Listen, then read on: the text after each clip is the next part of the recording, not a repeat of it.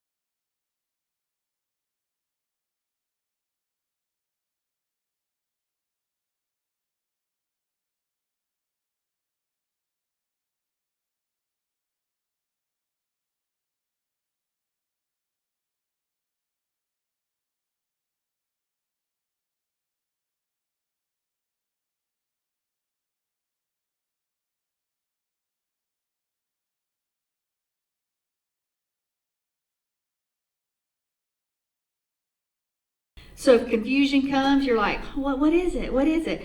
They had the Passover. They had Pesach. They had that meal.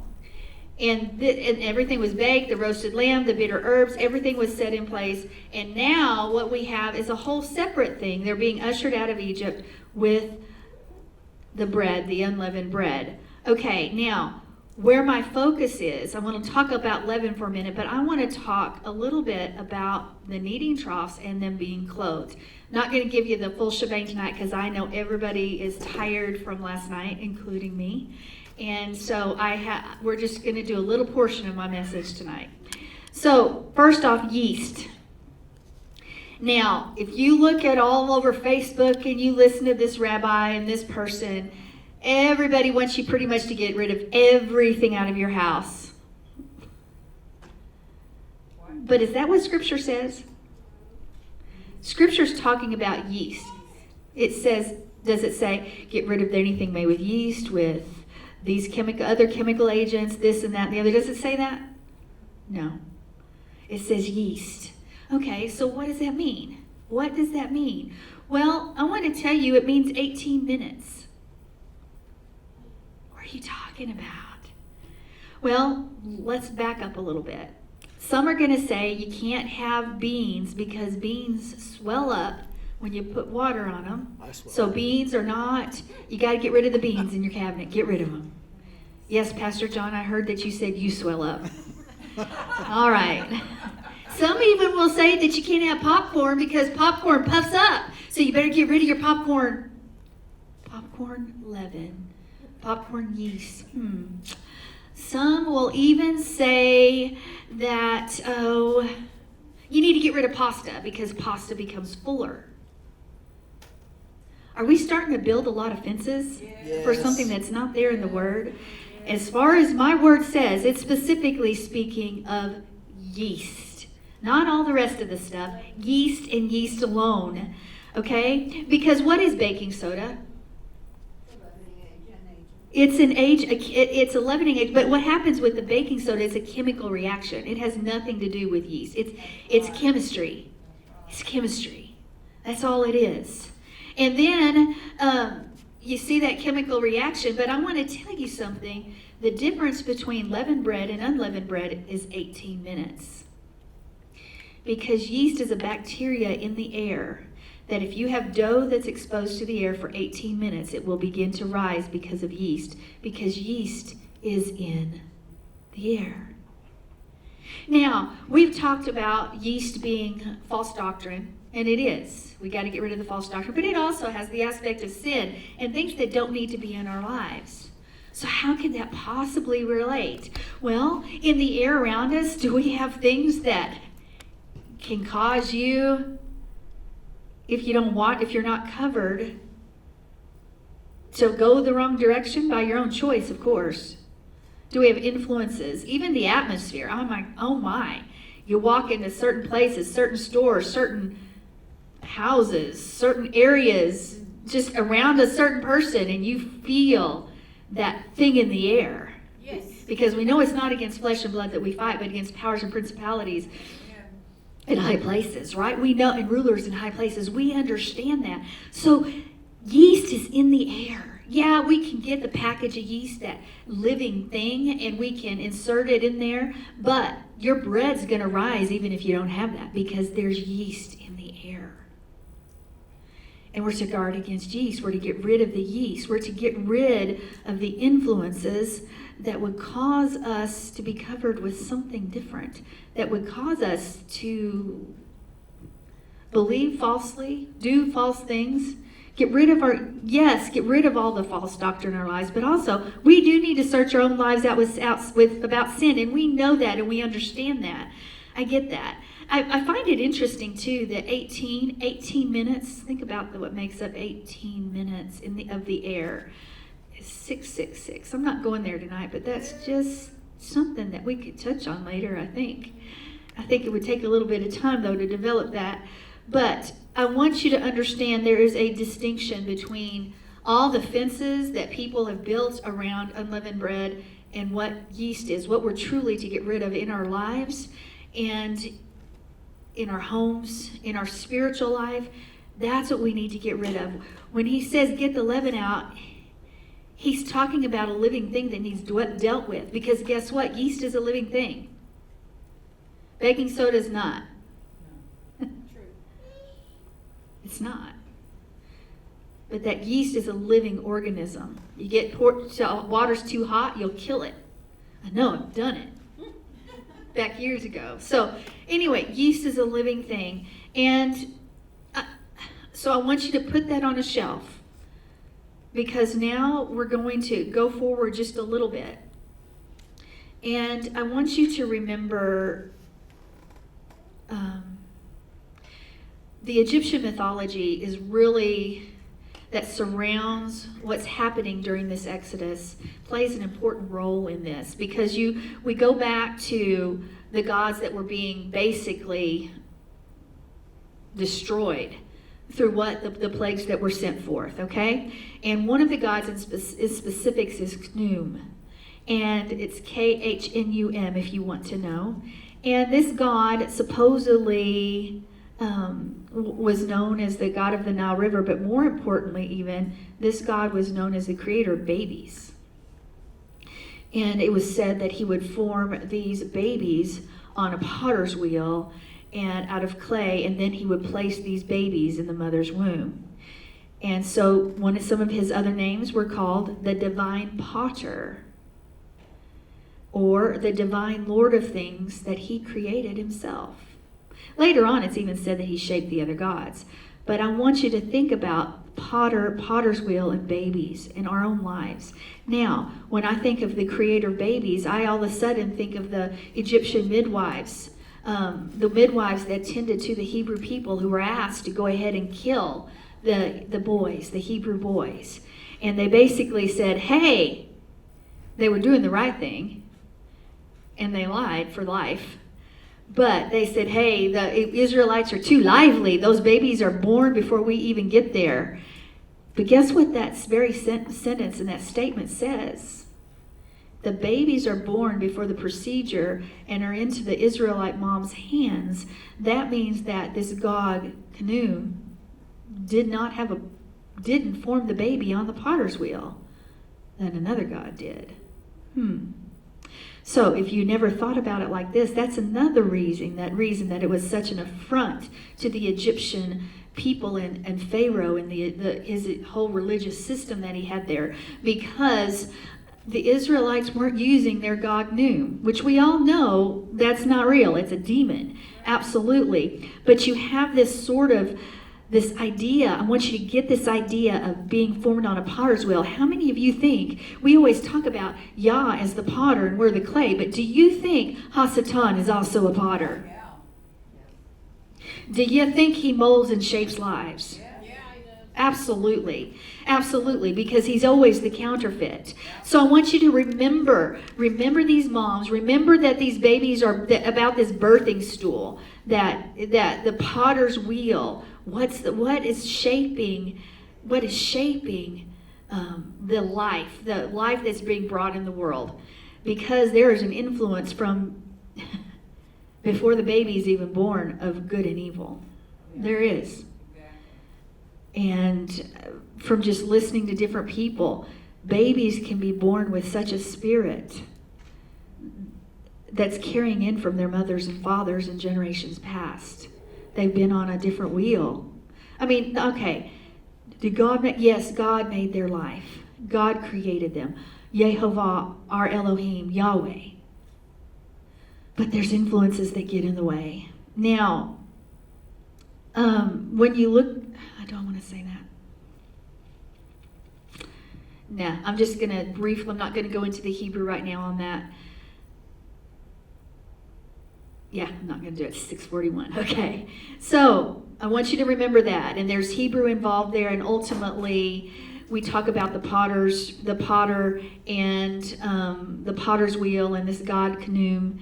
And I want you to remember that there is this evil has influence, because we even see Potter's Field. Potter's Field. Have y'all ever heard of that term? Yes. What happened in the Potter's Field?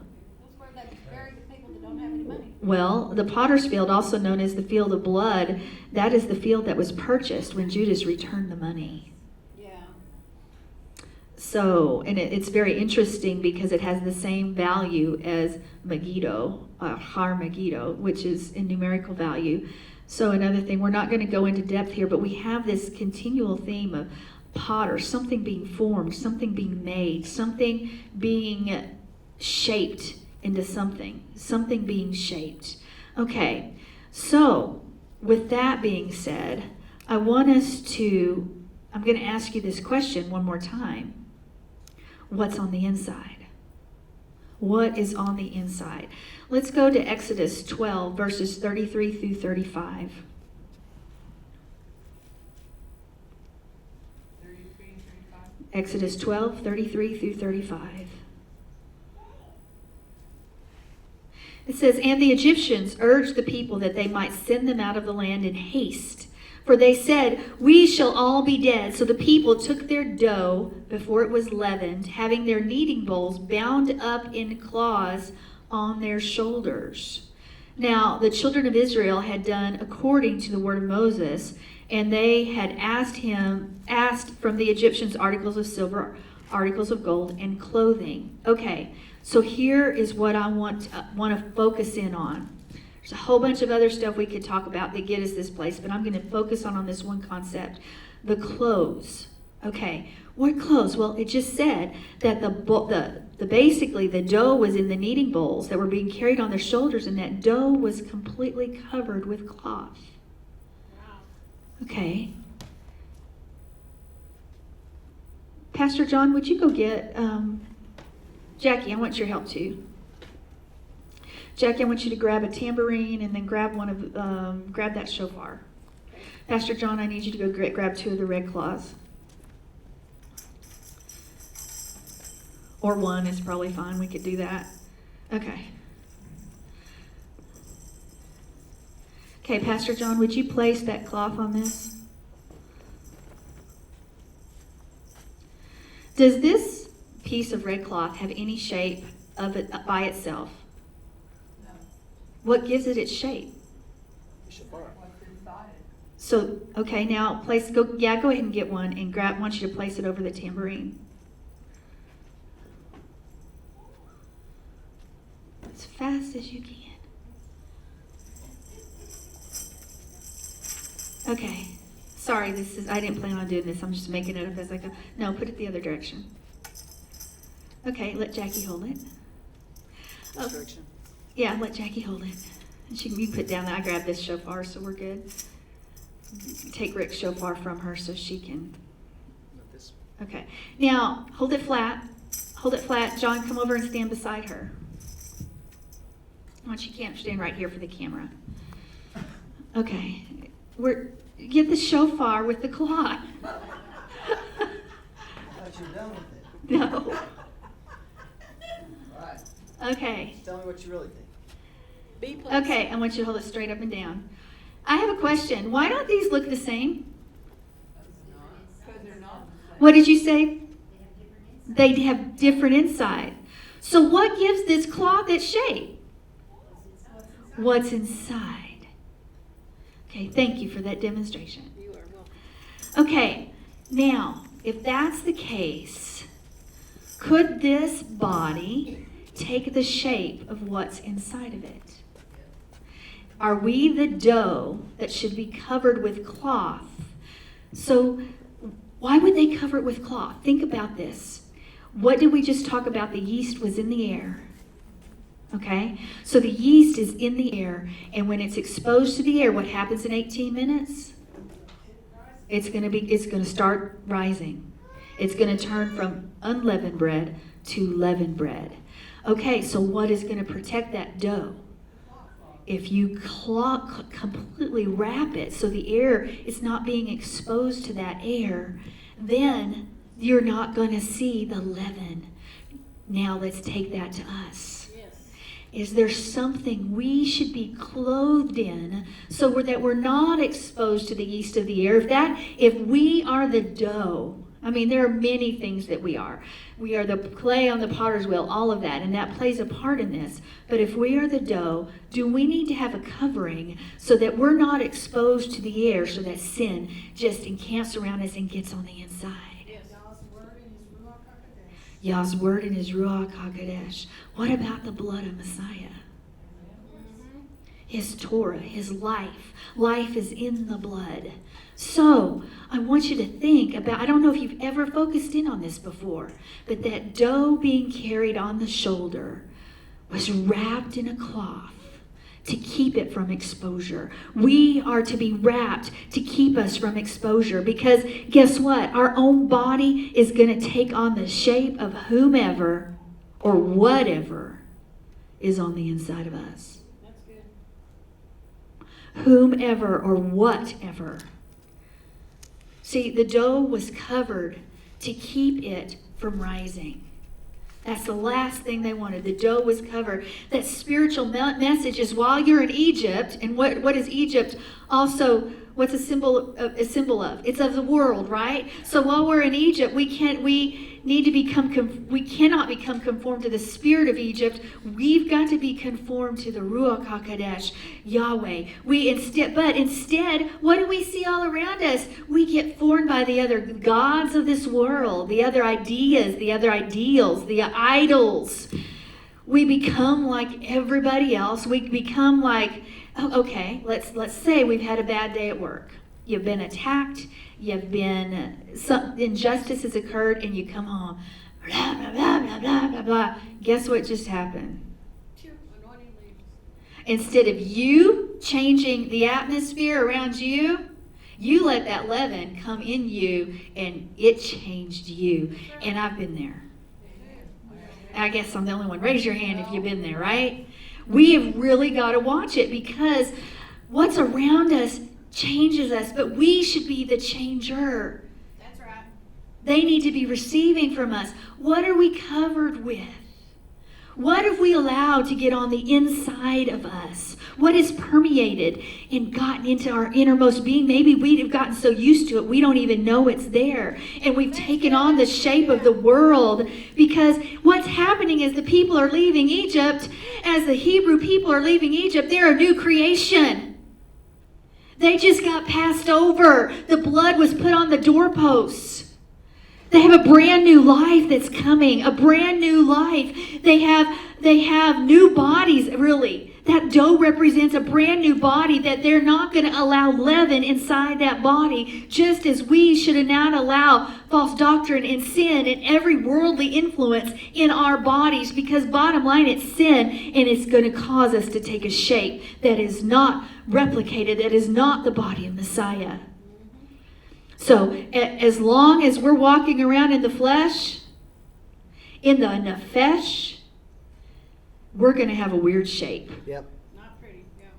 And we think nobody can see it. We do. But everybody can. Everybody knows. It's almost like it's not almost like we are the adulterous bride when we do that, not the bride of our Messiah. We are that wife that brings vexation for all those that believe that polygamy, which is a sin. But say, hey, that's good. If you ever, when you read the scripture, the second wife always, it was an issue, it was a problem. She was called a vexation. That's a whole nother message. But it's very interesting. We can't walk around in pride and sin, because how much pride, how much sin, how much of false doctrine does it take to mess us up? Is it like a pound? Nope. Or like a box? A pinch, a dash, a drop? One drop of poison spoils the whole batch. One drop of leaven, one little bit of leaven spoils the whole batch. See, have you ever heard of starter dough? They get starter dough and you keep that going. You take off a little pinch of the starter dough and you knead it into the other dough and it makes the other dough leavened. That's the quick way instead of waiting 18 minutes, right? But, it just takes a little bit to completely change the way we look and shape our insides differently than they are supposed to be shaped. So what is this unleavened bread? We are to be reshaping ourselves, making sure it's all taken care of, because we should renew our journey so that others can be shaped by us. This practice, this rehearsal of unleavened bread. Genesis 4:3. Guess what that is? That's the first Passover. What? I thought Exodus was the first Passover. Well, this is even before Abraham. What do you think Cain and Abel were doing? I believe myself that the Torah was given, and the Torah is what brought forth light and life. At the very beginning, because he was and is and always will be, and Yeshua is the Torah. So I believe that these things were known of way before commandments were written down.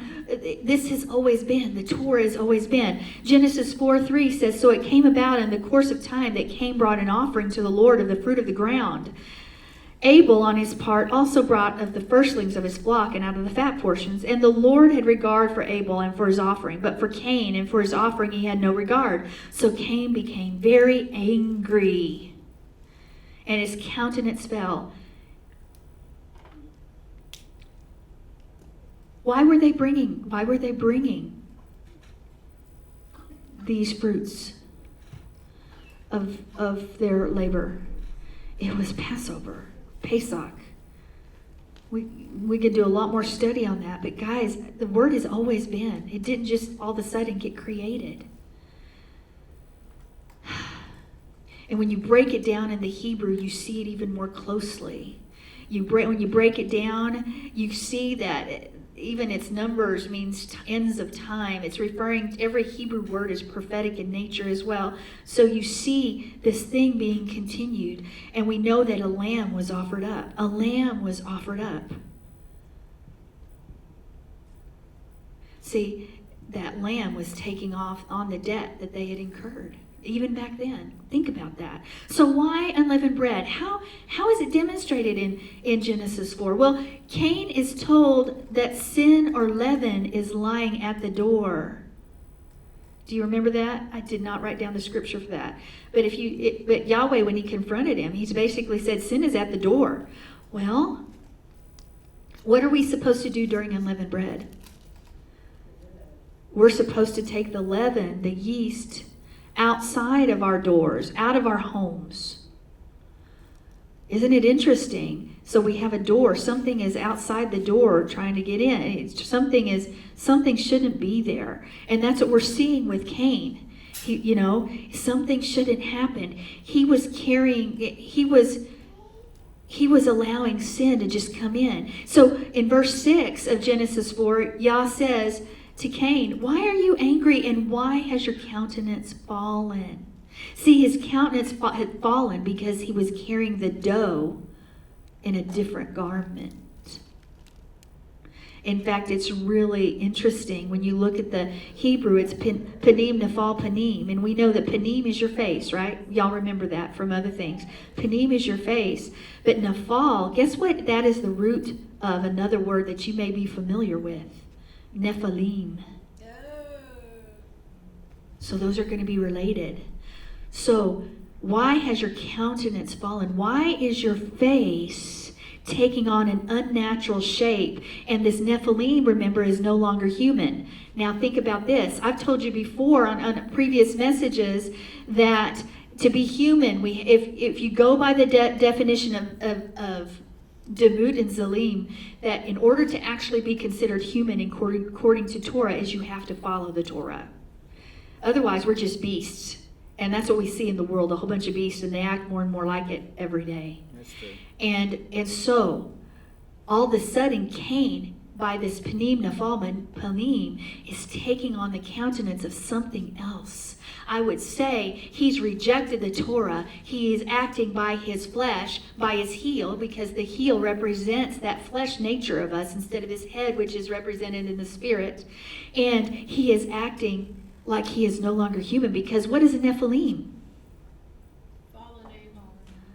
The Nephilim are that mixture, the mixture of the fallen angels and women. Giants. Here we have, and it's no longer human. See, he took the form of the God who had deposited into him on the potter's wheel.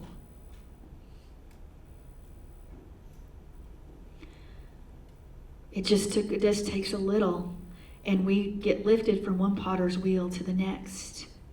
Now, That's good. we have that mingled seed. We even see that in Daniel with the statue, that mingled flesh, that mingled clay. See, we're supposed to walk in this new creation. Noah walked as that new creation. We've had this thing happen over and over and over in the Word. When you study it out, you see these things recurring because Yah's trying to get his message across, because he knows we may not learn it the first time, right? Or the second. We may need to hear it over and over and over again. We need to get rid of this flesh and circumcise our flesh. We need to get rid of the leaven and let it not wreak havoc, because it wreaks havoc in your life and in your congregation, because we're walking around with something else covering us, or we're not covered at all, and so we've allowed all these things to get on the inside of us, and we have literally taken on a non-human form. Okay, what do you mean literally? All look like people? Yeah, but spiritually, do we act like what is a person according to the Torah? No. We act like animals. We walk after the lusts of the flesh. Whatever feels good, do it. Isn't that the motto of most places now? If it feels good, just do it. Yeah. Is that what you want to do? Just do it. What? Just do it. Don't let anybody tell you what to do. Don't let them push their morals onto you. Don't let them influence you in any way. If you want to do it, you just do it. If you want to go marry a grasshopper, go marry a grasshopper. If you want to be a dragon, you're a dragon. You see people literally trying to take on that outward form and having surgical things, having their flesh surgically altered to a cat, a dragon, holes and piercings all over their body, because they want to resemble something other than what Yahweh created them, because that yeast, all the world is all around them and has gotten so inside of them, it's penetrated them, and they have become that Panim Nephal Panim. They've fallen. See, this is what's so amazing about unleavened bread, is that we get to make it right together. We should make it right every day of our lives, but this is a time when we really take a self-examination. We should look forward to it so that we can all of a sudden not be we should not be the ones that get influenced by the world, but we are the world influencers. That's right. And that only happens when we're covered, as that dough was on the shoulders in the bowl as they left Egypt. That's completely covered by the blood. That's completely covered with his light, his word, the word made flesh, Yeshua in our hearts and in our lives, ruling and reigning. Without that, we are nothing. But with that, this season we should look so forward to, because we get it all right. We get a brand new start. We get to practice doing his word, practice his presence, practice walking in that circumcision that brings forth life. See, what's interesting is our flesh has got to be circumcised. We've got to get the sin out.